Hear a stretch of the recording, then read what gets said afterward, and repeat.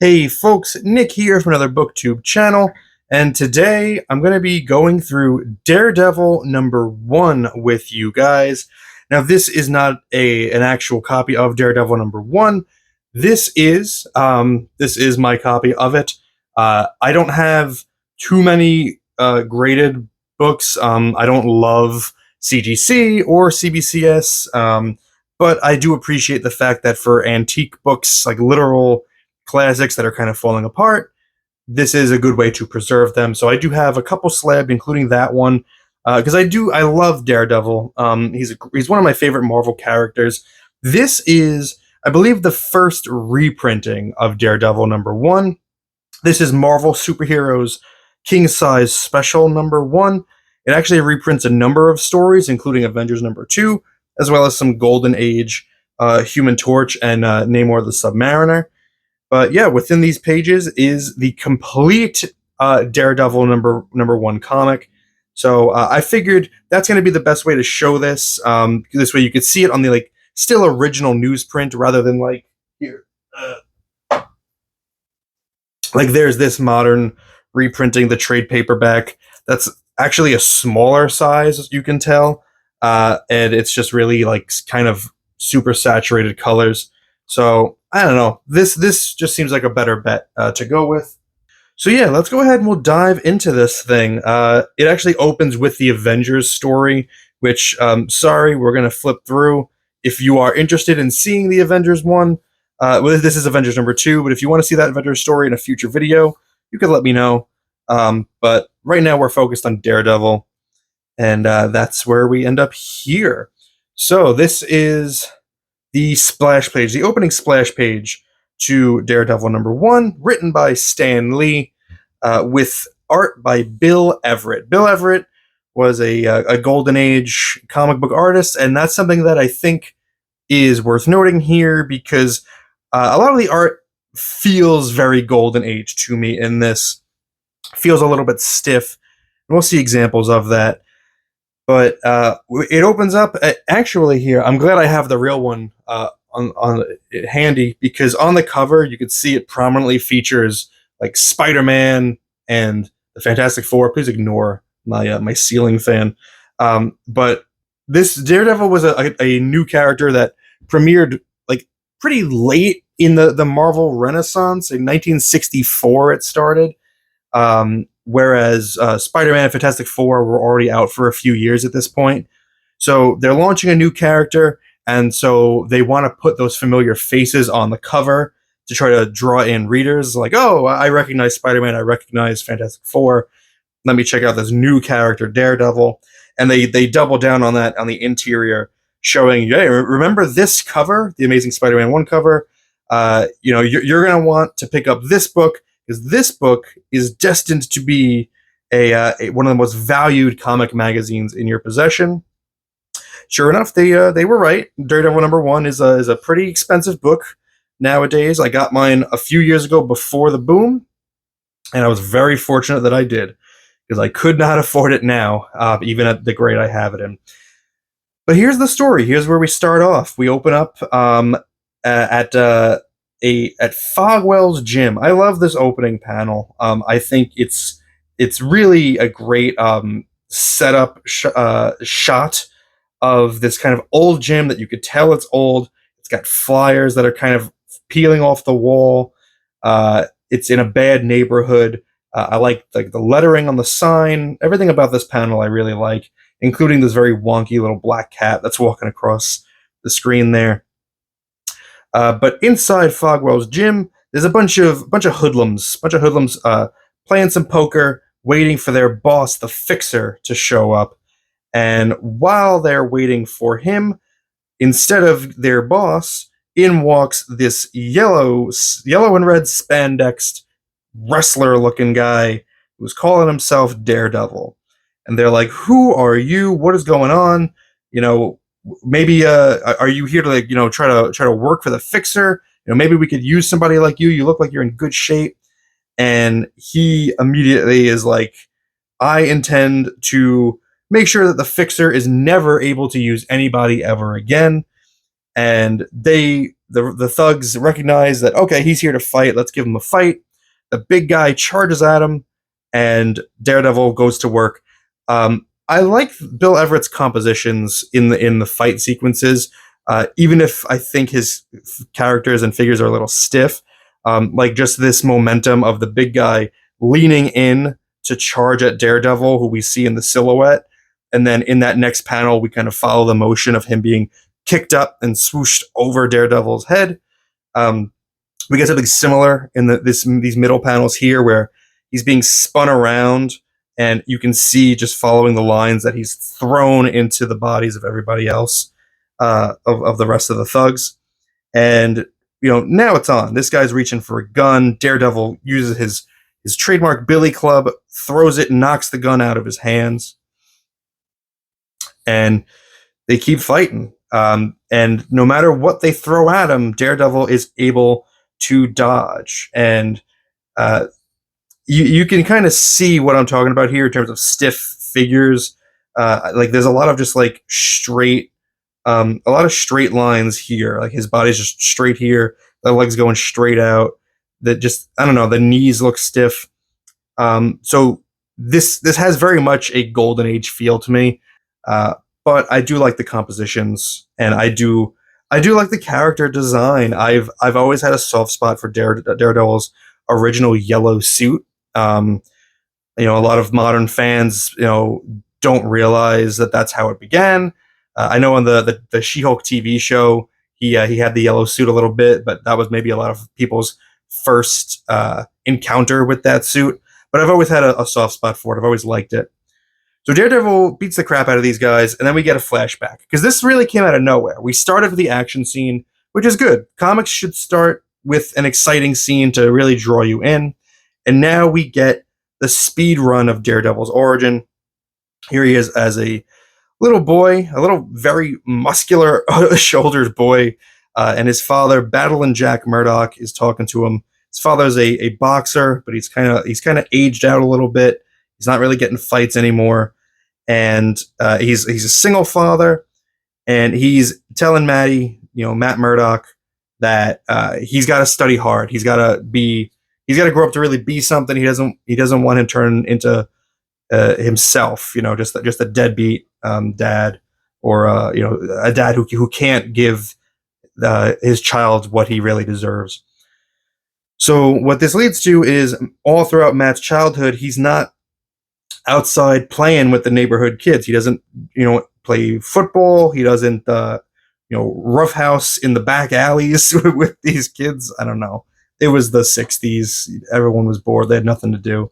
But he's always just watching from his window. And so all of the kids call him Daredevil as like a joke, because he doesn't actually do anything. Makes him upset. And so he starts just training at his dad's gym. And he finds that he's got a real knack for it. He punches the speed bag right off the hook, which, I mean, doesn't make a whole lot of sense. Why? He doesn't have any powers at this point, so he's just a regular, preternaturally strong teenager, despite never working out a day in his life. But that's Stan Lee writing for you. We get a little training montage here where he does all of the things that are gonna make him into a big, strong man. We got barbells, rope skipping, the cable pull, the bag, rowing machine, and the bike. All of that, all in one handy dandy panel. We don't have time to really draw this out. We got to skip through. So Matt keeps studying, and his dad is still struggling to find fights to get some money in. And he ends up at the Fixer, this guy here. So Battling Jack is set up with some fights from the Fixer, and the Fixer tells him, I'm not even going to have you have to take a dive here. These are going to be legit fights, is what he tells him, basically. So things are looking up for Battling Jack. Meanwhile, Matt is walking around. He sees a old deaf and blind man who is crossing the street on his own into heavy traffic. There's this truck careening down the street. You could tell it's going fast because it's only on its side wheels here. Get those wheels off the ground to show that this car is moving. And then Matt jumps into action, vaults over a car, pushes the old man out of the way to his own detriment. And it's mentioned in the dialogue here, but that a cylinder fell from the truck and it struck his face. Is it something radioactive? Really would have liked to see that depicted in the actual panel itself rather than just through dialogue. But whatever. So Matt gets hit in the face with something radioactive. He's in the hospital now, and he is unfortunately blinded. He's optimistic that maybe he can get a surgery to fix it, but for now, he's going to keep up his studies using Braille. He also doesn't stop hitting the gym. You know, he's still hitting the speed bag. Very kind of stiff and weird anatomy on this figure here. Again, extremely stiff movements. I mean, he's an acrobat. He's an incredible acrobat, and I feel like he's just on a swivel. Like he's just like it's like he's an action figure that isn't very posable. So Matt goes to college. He's in college now. He meets his roommate, Foggy Nelson, Franklin Foggy Nelson. So that's his first appearance as well. And we get a little walkthrough here of his powers, because he talks about how he can hear heartbeats from another room. He could recognize a girl just by her perfume or hair tonic. His sense of touch is extremely sensitive. Sense of taste is incredibly developed. I love this this onomatopoeia that in comics we're so used to it always being for like bang, pow, zoom, but he's talking about his sense of taste here, which you can't fight crime with a sense of taste. So the only thing he says is that I could tell exactly how many grains of salt are on a piece of pretzel, and the sound effect is just plus, because it's like, yeah, this is like a little bonus. That's like a little plus of his power set here. It's a little silly to me. But we get a sense of his radar where he can kind of get an idea of where everything is to avoid bumping into stuff. So we're setting the seeds of what his powers are like. The Fixer is meanwhile cleaning up on Battle and Jack's win streak. He's winning every fight, and that's where it's revealed that he's been fixing the fights so that Battle and Jack is always winning, to try to build him up so that for this last upcoming fight, Jack will have to take the dive and he'll make a ton of money out of it. But the day of the fight comes, and Battle and Jack, he doesn't want to throw the fight in front of his son. Matt's in attendance with Foggy, and he really wants to prove that he's a true fighter, that he's a great fighter, and so he really goes at it, and he ends up winning. I do like this panel here. I think because this isn't superhero action, this is human boxing action. I think this is a really effective gut punch where the opponent's kind of crumbling. So I think that looks really good. It's just the Daredevil stuff that's a little stiff to me. But he ends up winning. He wins the fight. Obviously doesn't make the Fixer very happy, and tells his thugs, you know what to do. So sure enough, Jack's out for a walk, and this guy, he's not just happy to see him. That is a gun in his pocket, and he takes out Jack. He murders him on the street. Matt's upset, but he keeps on trucking through college. He graduates, and him and Foggy set up their own law firm. This is where they meet Karen Page. This is her first appearance as well. And Matt can say that her voice is like music. From the sound, she's 5'4", young, and I know she's lovely. So he can always tell a beautiful woman, even just from the sound of her voice and the sound of her footfalls. So naturally, it's love at first sound, I guess, for him. They immediately kind of start a flirtationship. But he is also, still thinking about his dad's murder. He knows, like, the Fixer was involved, so he wants to get involved. He wants to become, like, a vigilante, try to track him down.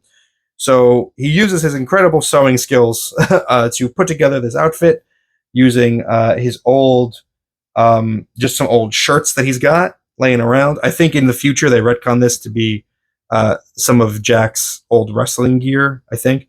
But he fashions himself a little devil hood. He puts a D on the cover, the shirt, the torso, and he embraces the name Daredevil that the kids used to taunt him with. And he uses his cane that he, when he's blind, as his extra weapon there. So we're back at the gym where the opening action scene was taking place, and the Fixer has finally showed up. I do love the design of the Fixer. That's exactly what you expect that character to look like. Just the jowls, the cigar, the tilted hat, big beefy arms. Straight out of Central Casting, that guy. So Daredevil confronts him. There's a fight that ensues, and the rest of the thugs that are around the Fixer quickly dispatched by Daredevil, who's swinging his cane around. It's bouncing off walls. He's catching it. A lot of fun movement there. Part of the reason I like Daredevil so much is because of that agility and that ability to just be using his surroundings as an effective weapon. More of it here. In this sequence, one of the thugs gets a drop on him, pushes him out a window, and we see him. He falls out, grabs a flagpole, swings back around, and then comes right back in through the same window, kicks the guy. That's a great sequence. That's probably my favorite in the book. That to me is pretty iconic. Meanwhile, Daredevil is now confronting the Fixer and his trigger man, the guy who most likely actually pulled the trigger on his father. Chases them out into the street where they manage to get away briefly because they get the drop on him. Matt changes back into his street clothes to follow them. He could smell the Fixer's cigar, which we get from this smoke cloud that's going through the page. So he's following that smoke cloud through the city and follows them down into the subway, where he quickly changes back into his Daredevil costume, and they try to make one final break for it in opposite directions. So he's got to make a decision. So first, he throws his club at the gunman, trips him up, knocks him down. Then, in order to catch up with the Fixer going the opposite direction, he tops over this trash can and barrel rolls after him, and it ends up, in the chase, the Fixer ends up having a heart attack and dying. He dies on the train platform as the police are showing up. This is another really cool panel. This is another cool story beat here where the police are coming, and so he says, "Okay, great, they're here. Let me go get the other guy." So he grabs a passing train to just by the window with his fingertips, and he zooms down the platform just to catch up to the guy really quickly who was still trying to run off. So hops on and jumps off the train really quickly, gets them to confess to the murder, and tells the cops, "The name's Daredevil. Remember it. You'll be hearing it again. I promise." Matt shows up back at Nelson and Murdoch's law offices, where Karen informs him that Slade, the gunman, he actually called their offices to find out if Nelson and Murdoch would be his defender in court. They turned him down and Foggy turned him down because he was convinced he was guilty. And Matt tells him, "I don't mind at all, not one single bit." And we end with this panel of Matt looking out the window. Well, I guess not looking out the window, and his silhouette in the shape of Daredevil cast on the wall. That is the end of Daredevil #1. I hope you enjoyed that. Let me know if there's anything in that issue that I missed that you really enjoyed that you wanted to talk about. Let me know in the comments if there are any other books that you would like to see me go through like this. Thank you for spending some time with me today, but now it's time to get back to reading.